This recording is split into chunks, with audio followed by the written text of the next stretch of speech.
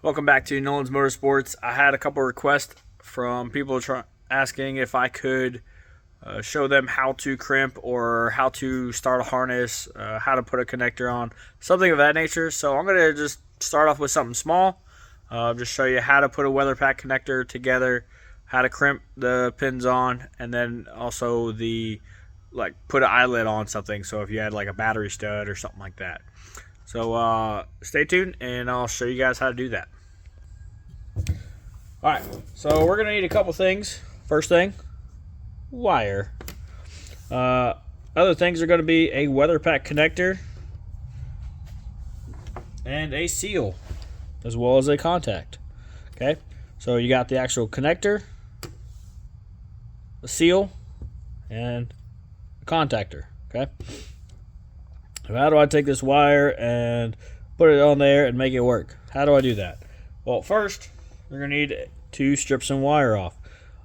You guys see down there, and you guys see the copper, right? Well, you can either take a set of wire strippers like these. They can get from, honestly, I got these from Lowe's. They sell Klein tools now, if you didn't know. They're actually extremely good quality. But they go all the way from 20 gauge all the way up to 10 gauge. Okay, they're mainly used for electrical, like more house electrical, but you can use them for just regular wiring. You can also get these like the automatic strippers, where you just put it in there and then strip it and it pulls away. Okay, just make sure the insulation comes out. Either one work great. It's all on preference. I personally really like these because how small they are. So we're going to strip that wire, get just a good amount, probably, I don't know, 3/8 of an inch, 1/4 inch of wire out of the insulation. Take that seal, put it over it. And you could do this before. I just like to do it after. Just preference. Take that wire. Ooh, trying to get it to focus here. All right, and put it right there at the end. And as you can see,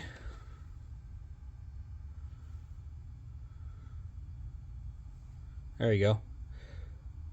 As you can see, there's two sets of tangs, one in the front, one in the back.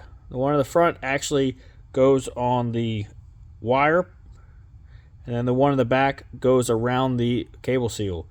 And what that seal is going to do is prevent any fluid or weather to get into the connector. Okay, so we're going to crimp it. So how do we crimp this? Well, what we don't do is we don't take a hammer, we don't take a pair of dikes, we don't take just a random set of pliers, right? We actually use actual crimpers. Okay, these are some S&G tool aid. These are, I mean, you can get them off Amazon, Summit, lots of places. Okay, and how they work is, it's kind of hard to see, but set of jaws for each size, and then you crimp it.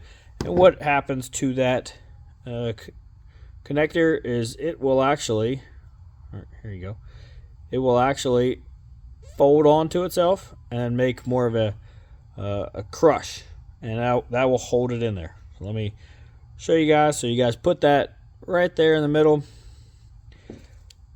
Take your crimper, put it right in between. Make sure that the wire is still in there, and squeeze. As you can see, it crimped it. Kind of hard to really tell. It kind of folds in on itself. Okay, so folds in on itself, and then all you got to really do is I usually like to give it one more crimp just to make sure, and then give it a little tug, make sure it's good before you do that cable seal, because if it does come off, I'd rather not damage this cable seal. Okay, and then you just take your cable seal, kind of do the same thing, and then it works as well. where it just kind of folds in on itself, crimping it so that way it doesn't come off. Okay. All right, and then we take our contactor, and these tangs right here are going to go into the hole, the backside, and you'll hear them click. I don't know if you guys heard that, but there was a click. There was a positive click. You give it a little tug, it doesn't come out. Okay, but hey, what happens if I put it in the wrong one? It's got to go over here. Well, there's this tool that they make, and it's literally just a circle. Pico sells this one. It's not even made in China. It's made in Taiwan, which is right next to China. But for what we're doing, it's perfectly fine. All you're going to do is stick it in there.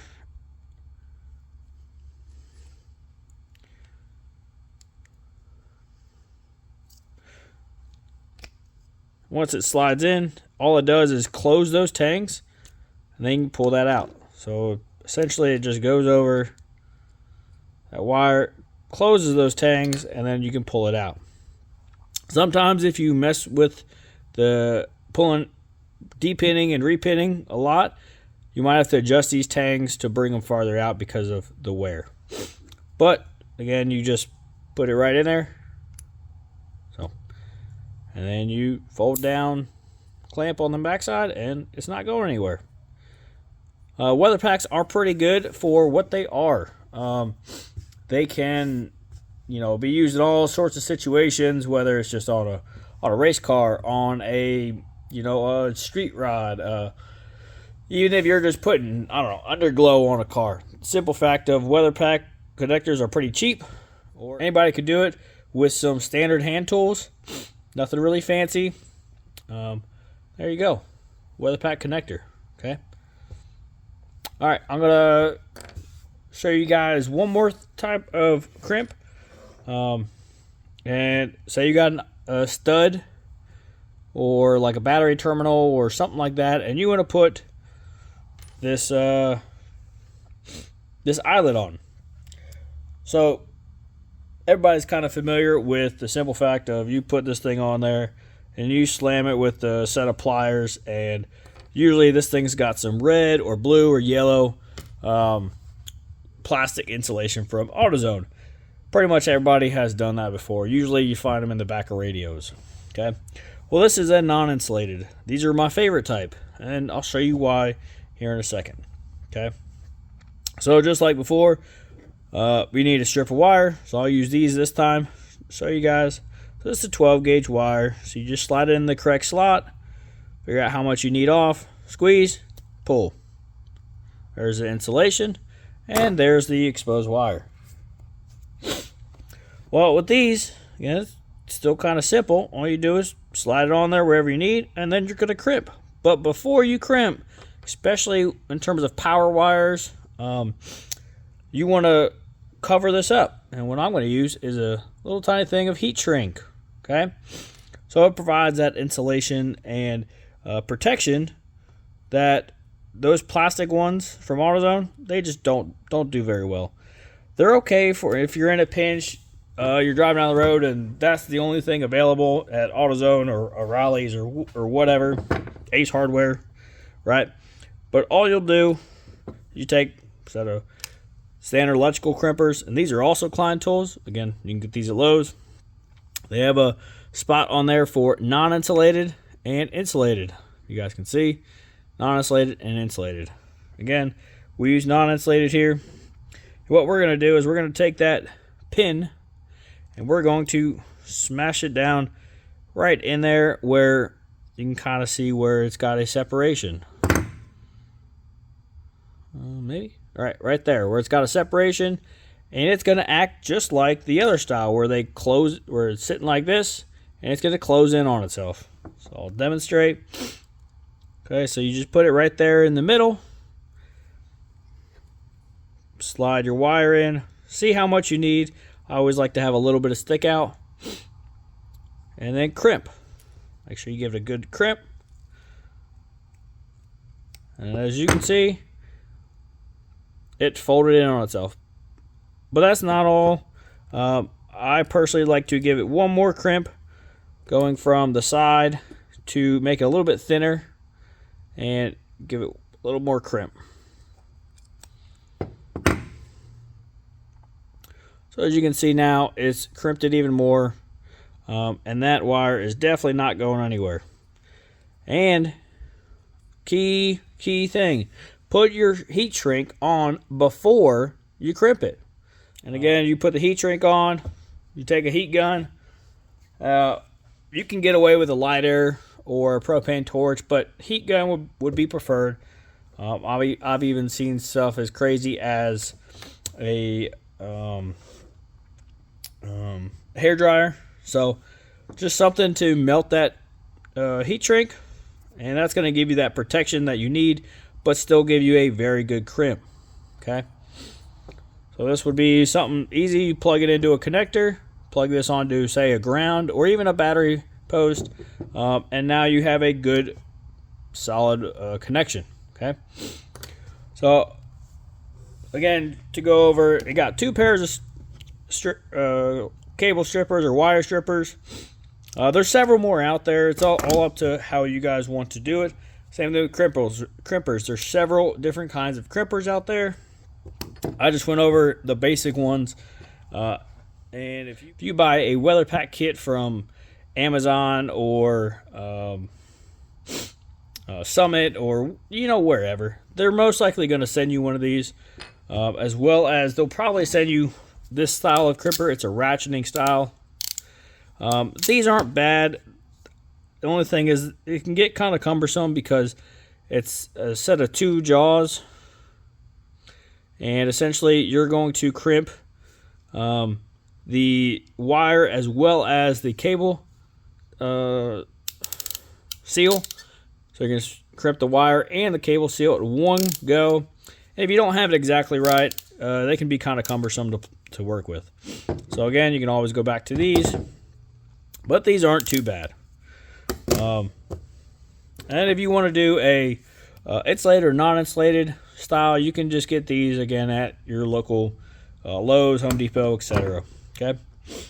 So other than that, that's all I really got for tonight. Just wanted to show you guys how simple it is to get you a weatherpack connector. Again, you can get them pretty much anywhere. Summit. I mean, you can get them from Amazon. They're not my favorite from Amazon, just because sometimes the quality isn't always there. But you can do it, and that's how I would go from now on. Okay, so stay away from the AutoZone butt connectors that don't really supply any sort of weather protection. Had a friend.